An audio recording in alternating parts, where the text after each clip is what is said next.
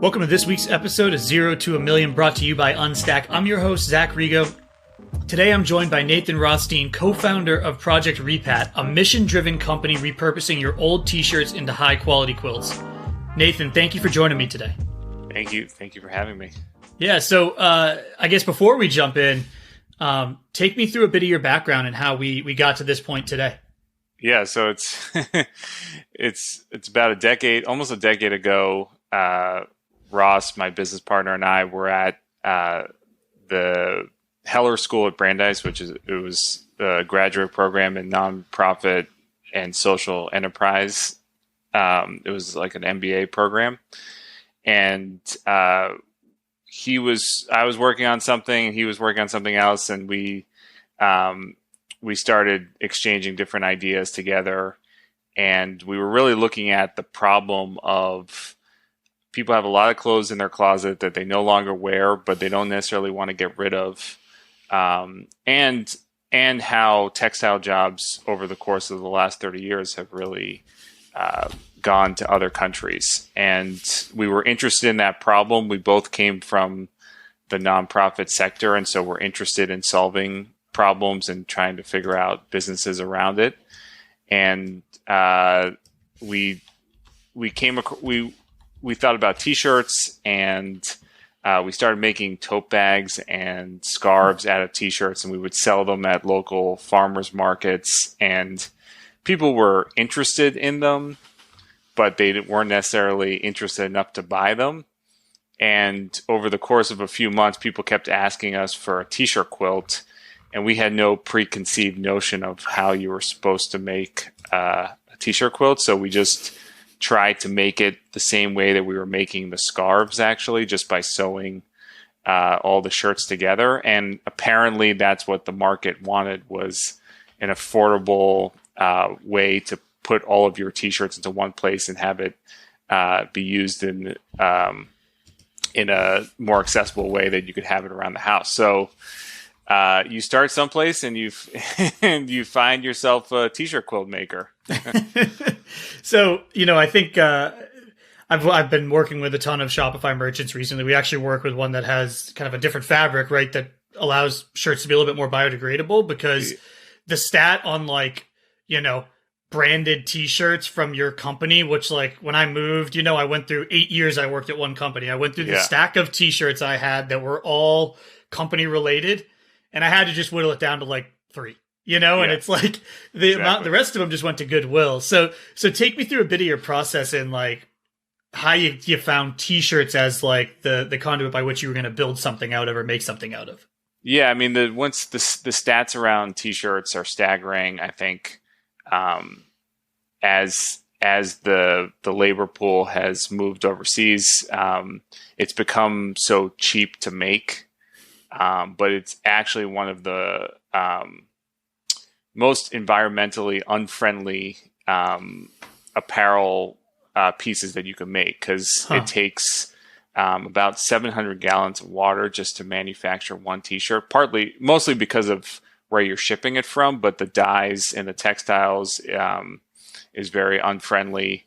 And so we've decided that we're going to make a t-shirt for every event that anyone ever participates in, but it adds a lot to the textile stream, and most people don't recycle their shirts. Right.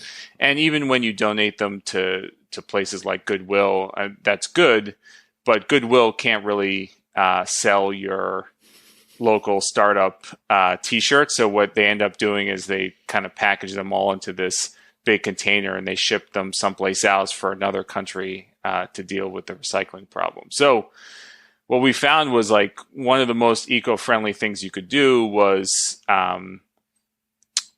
reformat them or upcycle them into a new product, because that's not adding any new water to the waste stream. You're not making anything new. You're just upcycling. And so that was a really interesting component for us. But we knew that to be successful, we had to have a business that offered something that the market really wanted at a price point they wanted. And so it's the oldest story of a business. Is there was a cottage industry of t-shirt quilt makers. There were some legacy businesses that were making these museum-like quilts. And we just, partly because we were naive, but also because we just understood the importance of leading with price and a good product, that if we offered something that people felt was affordable, they would take a chance on us. And it was the perfect time for our business. We got lucky where Groupon was still a big thing, and we launched actually on Groupon. And we were able to get to, in front of 20 million, mostly women who were interested in this product. And right away, we knew that the product worked, because instead of raising money by using Groupon, it was really our go-to-market strategy. Interesting. What were the results from kind of that initial Groupon campaign? Well, we kind of had no idea how it would take off. We were like, well, if we sell 10 or 20 in a day, that would be nice. Like, we'll be able to live another week off this little business. But we ended up selling about 500 on the first day and 2,000 over the course of a week. And so then we had to figure out how to make that many. But we had this small little office in Boston that actually the Klaviyo founders worked out of as well. And we had to play basically Tetris just to walk out of the office every night, because all the boxes of T-shirts would arrive, and it was so small that we just didn't know what to do with all the boxes. But we were scrappy, and we figured it out, and from there we built a e-commerce business. So you've got a couple missions built into the business, right? You've mentioned kind of upcycling T-shirts and obviously helping the environment by repurposing them into something that people will use again, as opposed to a stack of logo shirts that are sitting in a dresser somewhere. You've also found a way to manufacture in the United States and bring jobs into the States. We were talking about this prior. I'm in North Carolina, huge textile state historically. A lot of those, apparel manufacturers are now struggling or, out of business. I see signs all the time for lease when I drive down the highways in central and western North Carolina now. Yeah. Take me through how y'all went to find a place to take the T-shirt boxes out of your office and into a factory to start making quilts, and then how you landed in North Carolina and I believe Texas as kind of the two spots to start building these quilts and really bringing jobs to America. Yeah, I mean, it's another familiar entrepreneurial story where when you're trying to figure something out, you just start asking people in your network, and someone just happened to know about this worker-owned textile manufacturing center in Morganton, North Carolina, which is between Charlotte and Asheville. And this was 2012. We didn't know that airplanes existed, and so we took a pile of T-shirts that we had, and we actually drove down there, and we started making different products down there. And it's really an amazing place. I mean, they've created this amazing model for empowering workers. So there's worker owners who are part of the textile workers, and then people put in sweat equity, and as they spend more time there, they're able to have an ownership share. And it's really the perfect place for our business, where most textile manufacturing places have a 3 to 4% error rate, but we just can't have that kind of number, because each one of our quilts is unique and you can't mess these up. So we really, by chance, found the perfect place. And, we got lucky. I think you'll hear that again and again when I'm telling our stories. We got lucky. But the place in North Carolina has been great. There's probably about 60 to 70 people there working on our quilts. Wow. And then we also work in Austin, Texas, with a nonprofit that employs immigrants and refugees, and they make the quilts as well. So we've really tried to build in our mission through our supply chain, and it may not be the reason that people buy, but we know that it's every time there's a purchase, it's creating value in the world. Yeah, that's amazing. I love the story. I obviously love that you're working with these factories in North Carolina. It's honestly, if you drive down I-40 from, Raleigh through central North Carolina, you see 2 or 3 old textile factories that are just empty. And it's sad. And I mentioned to Nathan earlier, I used to work for a sock manufacturer that manufactured in North Carolina for a long time, and they stopped creating that product because it just became too costly and they couldn't find someone outsourced to make it. And, we pivoted the business. So amazing that you're bringing those jobs back. Obviously very cool that they're kind of owned by the workers as well. I think that's an amazing strategy, and obviously helps you all out quite a bit. When you think about the last 10 years, there have been a lot of successes, some dumb luck, and you just being naive. You mentioned what has been kind of some of the big pivot and like critical points in the business where you've seen kind of that explosive growth. We talked about Groupon and the launch being much larger than you thought. What was kind of that next step that you took where you're like, okay, we're really, leveling up here? Yeah, I mean, we got lucky again that someone had referred us to Shopify. This was 2012. I was just looking at the Shopify. I saw a tweet about the Shopify Q1 revenue numbers in 2012, and it was like a few million. And then this year was $1 billion. So we grew along with Shopify. We also grew along with Facebook mobile advertising. I think when we started, Facebook really had not developed its lookalike audiences. The effectiveness of mobile advertising did not exist in the same way. So we saw success in 2014-15 around putting money behind on the news feed. And because we were a product that people were not necessarily searching for in Google that much, but we knew who our customers were because we saw all their shirts. So we knew if we started running ads towards women with kids or recent high school grads, that they would see our product, they would click, put their email in, and then we could nurture them over time through Klaviyo. So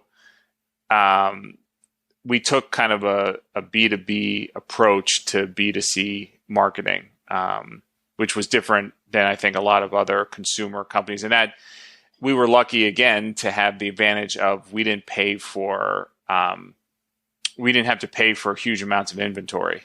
So we could float the business a lot more. And so we used that cash to just kind of pump it into Facebook and try to collect as many leads as possible. And we just tinkered with it and grew it over time. It's a less sexy story than just like selling 2,000 in a week on Groupon, but it's the reality of e-commerce marketing where as you're growing, there's no silver bullet. It's just tinkering with the Facebook ad algorithm and just trying to grow from there. I think like everyone else, we've had to adapt to this year, and it's been more of a roller coaster, but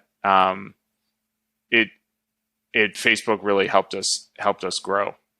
So when you think about Facebook, and we've heard this a few times over the course of the last 5 or 6 episodes, tinkering, consistency, keep investing because the algorithm is either today helping itself out. When you were starting, the algorithm didn't know anything, so it was you starting to play with the the targeting options.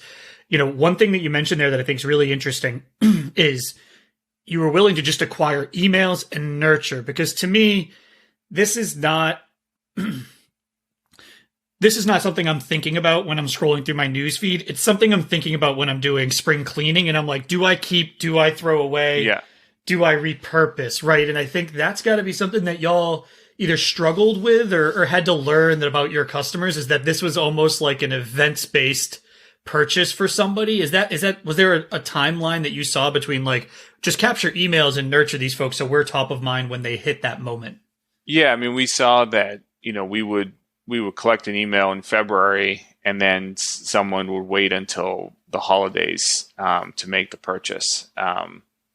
So it was important for us to nurture. I think we started to learn that people would actually buy quicker than we had thought, and we've used an aggressive discount ladder to get people to buy, just because, as you said, you could collect your shirts forever and just wait for eternity to do this. And so we've offered kind of the Groupon model of, okay, here's a chance to buy at a good discount, just do this, and then you can figure out when you're going to send it. So we saw that early success in Groupon, and we realized that, people like to shop that way, of limited time, and no matter how good the story is, no one's ever said to me, I want to pay more for your product because I like your story. Yeah.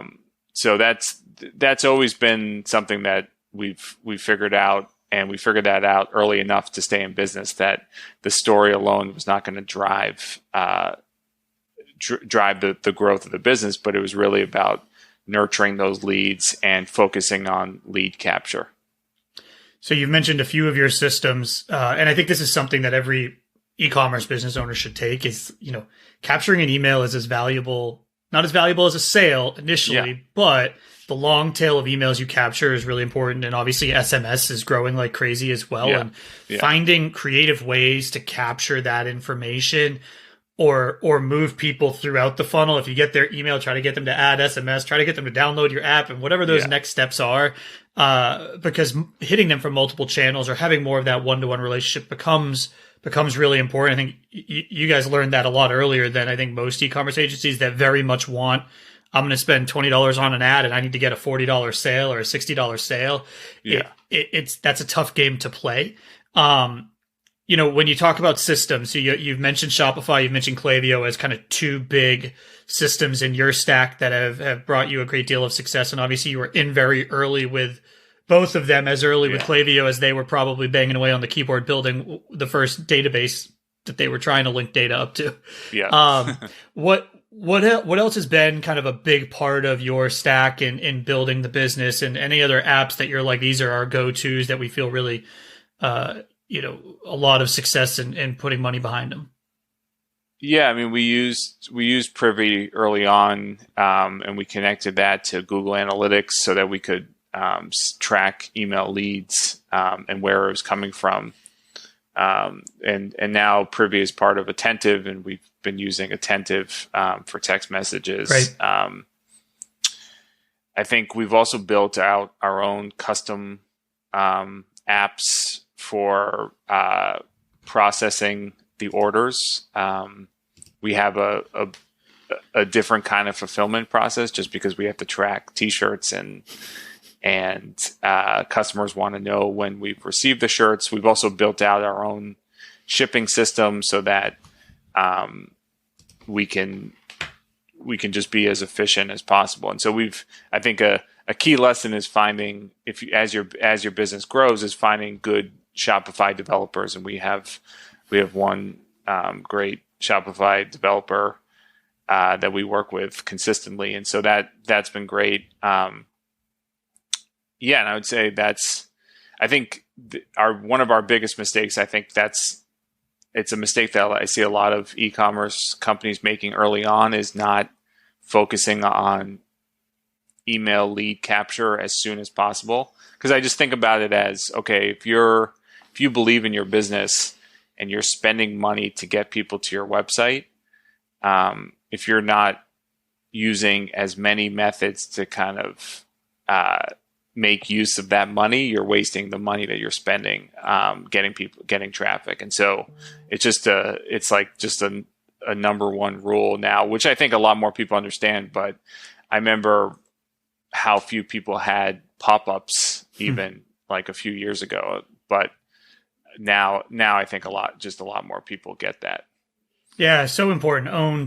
Owned channels, right? Things that you can control. When you need a pop of revenue, you can send an email, targeted offer, build those deadlines into them. Even create.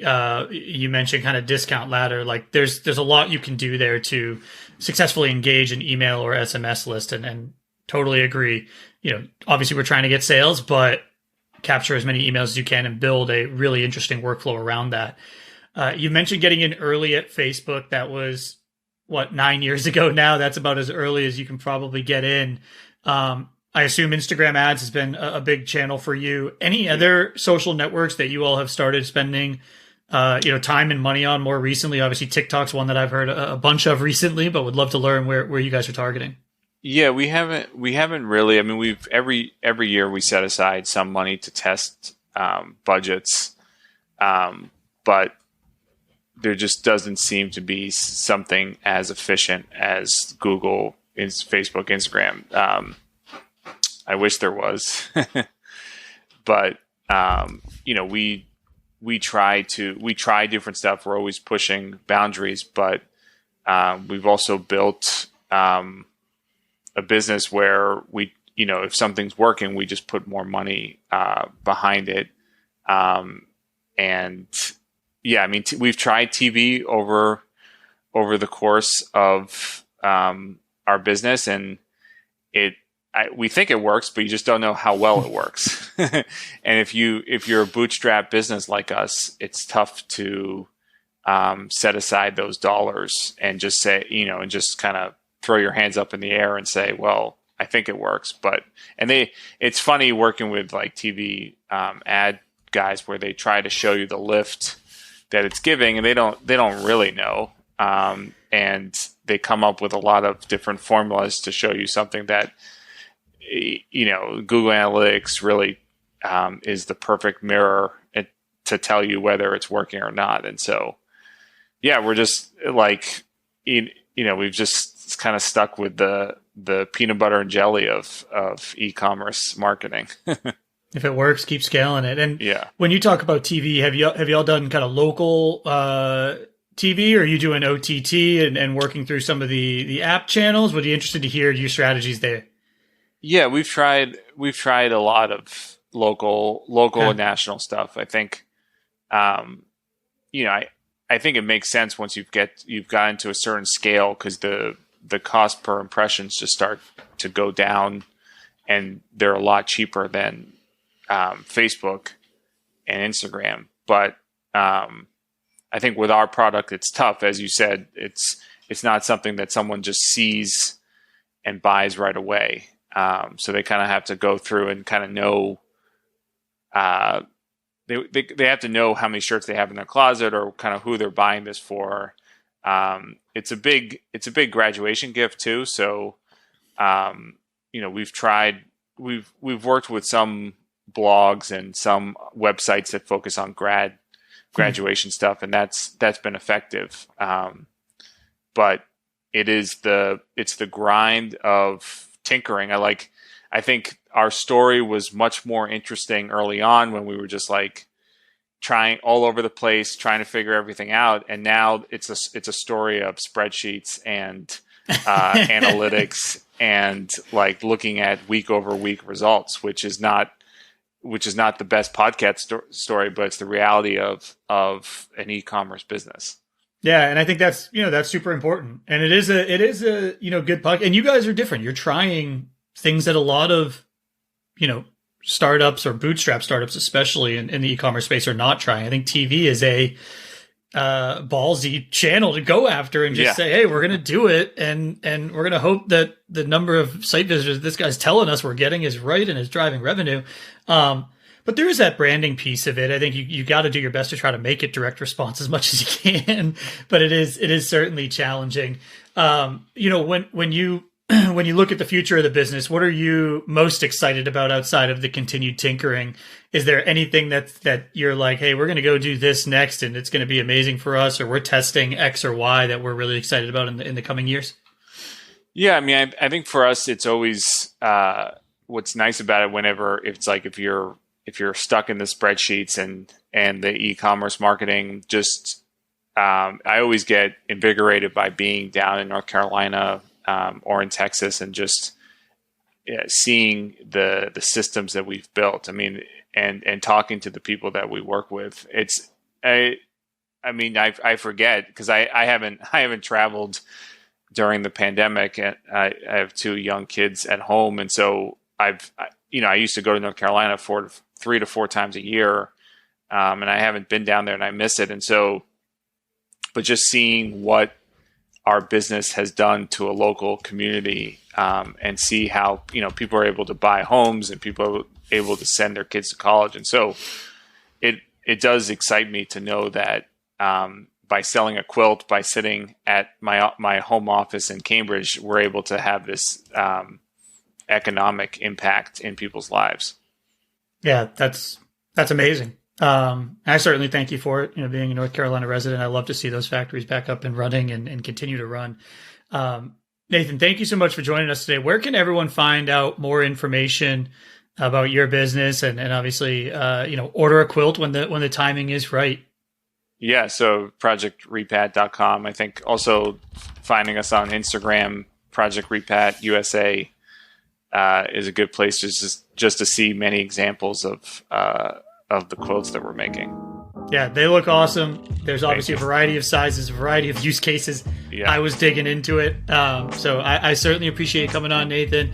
Everyone visit projectrepat.com and order a quilt. There's a lot of shirts sitting in your dresser closet right now. I assure you, you can make something great out of them that's totally usable. And thank you so much for joining us today.